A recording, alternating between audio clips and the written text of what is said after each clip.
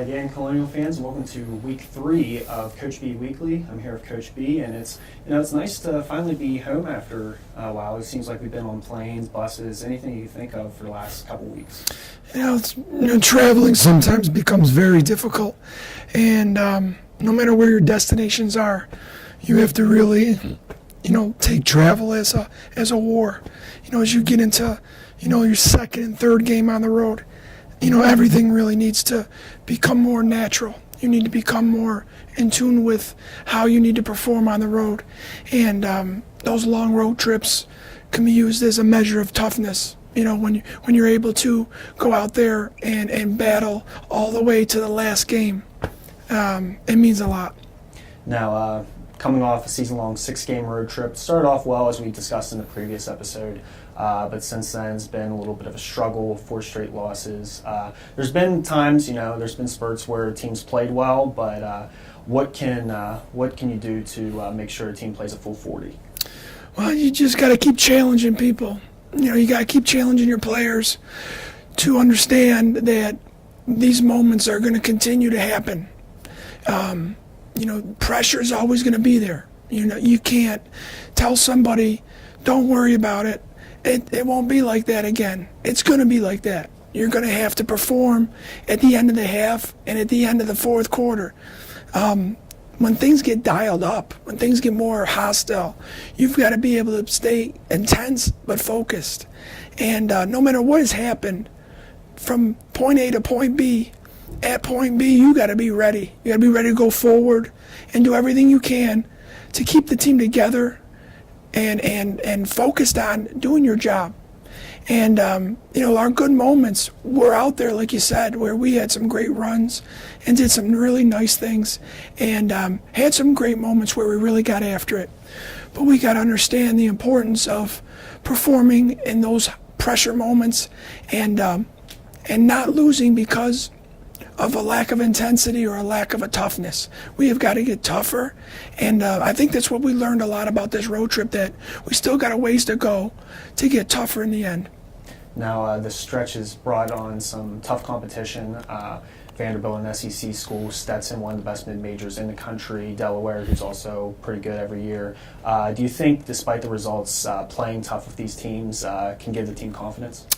Well, it's just how you take from the experience. As my experience, I've been through this. I've been through tough losses. I've been through moments where, you look like you outplayed a team for 98% of the game and then came up with a loss. I've been through that. These are the type of things that if you're going to grow from it, you've got to take the experience like a grown-up. You got to be mature. You got to understand that, when we go out and play a game, there's going to be a lot of mistakes made. There's going to be a lot of decisions that we want to have back. But at the end of the day, you're going to be back in that moment again. So the decision that you made back then, are you going to mentally prepare yourself when you get into that moment again to make that same decision or to do something better or to learn from it? We are the people we are because of experience. That's why when I seek out to talk to people about things that I need advice, and I speak to people that have experience, because they're going to give me advice that I can trust, that I know have been in the moment. A lot of times people are giving out opinions in a situation they've never been in. Okay? And so our players have to understand that I've been there, some of the upperclassmen have been there, and that's where they need to see that strong structure about handle the moment next time. And that's why leadership is so important with a team. So important. Mm-hmm. You got to have people that have been in those moments that influence the younger players in a positive way. If you're not going to influence a younger player in a positive way, and you're not going to use your experience to help them get into that moment and perform better, then you'll continue to struggle, and you'll continue to have these moments like we had. Now, you mentioned some of the younger players. I want to mention 2 in particular, Nneka Azebo and Nadej Puvla. Both of them played some good games during this stretch. I can recall Nneka having 11 points against Delaware and 9-7 against Vanderbilt. Nadej with 6 and 8 against FIU. Although they've played well, where can you find ways for them to improve and become more consistent? Well, you're right. They have shown some great signs. They have. There's no question about it.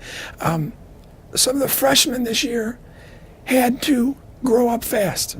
You know, especially with, you know, injuries and things like that, you have to sometimes be ready to step into a role that you might not be, you know, ready for. And there could be 50 excuses of why you're not ready. But at this point, those freshmen are getting a lot of experience, and they've had a lot of minutes now. So as those minutes grow, just like Tom Izzo said the other night when being interviewed, he said, I don't want to hear about the freshmen anymore being freshmen. They're, you know, they've got a lot of minutes under their belt now. We've gone to war so many times. They got to start now to understand that they're going to be out there, and they've got to be mentally prepared to go back to those moments and to reflect and be ready to handle it the next time. So their good moments have been very exciting. At the end of the day, the things they got to get better at is understanding is you can play hard, you can go after it, you can do your job, but at the end of the day, you've got to continue to understand that you've been here to learn. You're learning, and you got to continue with the learning. Players that come in from high school and they've done so well where they're at, they come into Division I level, and at first it's like, wow, everyone's running fast, everyone's thinking quick. So now this is overwhelming. Right. And then you throw them out there into the fire because you need them to take on that role. And it's great to see the growth so early. And if they're going to continue to grow, they've got to continue to think and use their intelligence, especially down the stretch, because they will be out there in key moments, and they know that. So expanding their intelligence, knowing the playbook, understanding the concepts that we're doing, and being able to perform them like we just talked about in the crunch time. Right. And lastly, on Sunday, finally home, as we mentioned, against Howard. Howard doesn't have a great record, 1-5, but their win is against St. Francis Brooklyn, an NEC opponent. What do you need to do to come away with victory? Well, without knowing them as well as I should right now, I could say that teams will get better as the year goes on. Some teams will start off hot and then level off and go down, and some teams will start off low and then climb the ladder to better basketball. You know, Howard, obviously being St. Francis of Brooklyn, shows that, you know, going out there and being a team in our league, a team that has always been well coached, that's very good at what they do, means that they obviously are a capable team that's obviously growing. You know, we have to be, you know, thankful to be back home. We have to be thankful that we just had a lot of valuable experience that was given to us in those tough times that we lost, and not take anything for granted whatsoever because we're home. You know, when you go out there and play a game against a team, if you go out there and look at their record and say, well, they're 1-5, and Delaware was 4-2, and they beat 8-10 teams, and everything. If you look at that and you just gauge your level of intensity and focus depending on who you're playing by their record, you'll never be a good team.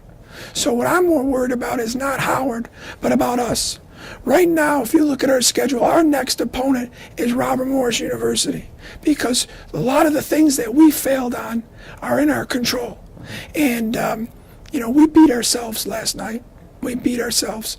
And we have to understand that when you lose a game because you beat yourselves, you got to go back to things now, reflect on it, and be ready to come back, no matter if it's Howard or whoever else in your next game, and be ready to say, I'm going to outwork the next opponent, I'm going to out hustle the next opponent, I'm going to out physical the next opponent, and at the end of the day, no matter what at the end of the day happens, we are not going to beat ourselves anymore. So come Sunday, we have to understand that we're our opponents right now, and we have to overcome our bad judgments and our lack of toughness in the end of the games, and that'll mean us going out there and performing well.